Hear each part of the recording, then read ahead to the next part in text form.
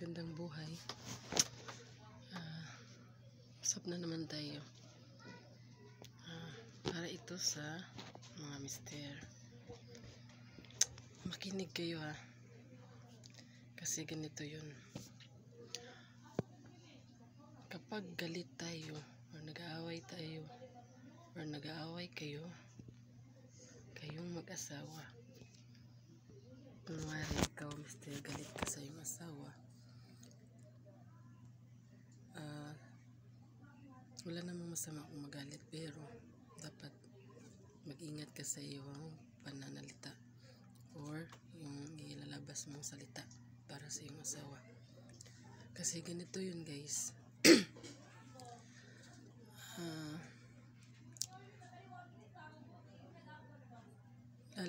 Kung alam mo ang misis mo, siya nag-aalaga ng mga anak niyo, siya ang gumagawa ng gawaing bahay, tapos ikaw nagtatrabaho, iwasan mo ang sabihan siya ng ganito kung nag-aaway kayo. Kung gusto mo na hindi siya mawala ng gana sa iyo or ma-discourage sa iyo, mabawasan yung pagmamahal niya sa iyo. Kasi ito yun guys, sana tandaan mo to at sana wag mo tong gawin sa kanya. Katulad nito guys, una, wala kang silbi, diba? Ang sakit nun, diba guys? Kaya iwasan mo ang mga salitang ganun na sasabihin, iwasan mo ang ganung salita para sa iyong asawa kasi napakasakit yun, diba? Pangalawa,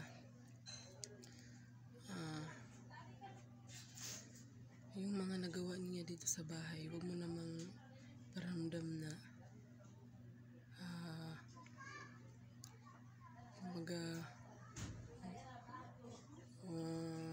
wala lang, diba? Kasi pinaghirapan yun ng misis mo, diba? Nag-effort din siya, binigyan niya ng oras para sa ganyan na trabaho, diba?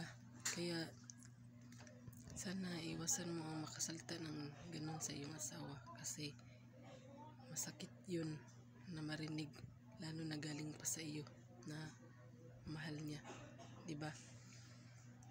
Kaya ang pangatlo guys, huwag mo namang murahin. Yun bang sasabihan mo na pinapakain lang kita, diba? Alam naman natin na asawa natin siya, asawa mo siya, so dapat lang na ikaw ang magpapakain sa kanya. Alangan naman ibang tao, diba?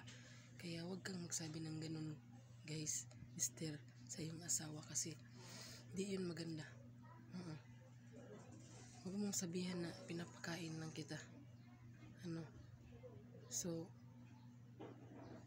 ano ang gusto mong ipalabas? Siya, hindi mo asawa para sabihan mo ng ganun, diba? Asawa mo siya, kaya huwag mong sabihan ng ganun. Masakit yun para sa asawa, diba? Kaya iwasan mo ang ganun kung gusto mo hindi mabawasan yung pagmamahal niya sa iyo. Okay? Tsaka pang-apat, sana marunong ka ding tumulong kahit hindi man araw-araw. Kasi mag-asawa kayo, diba?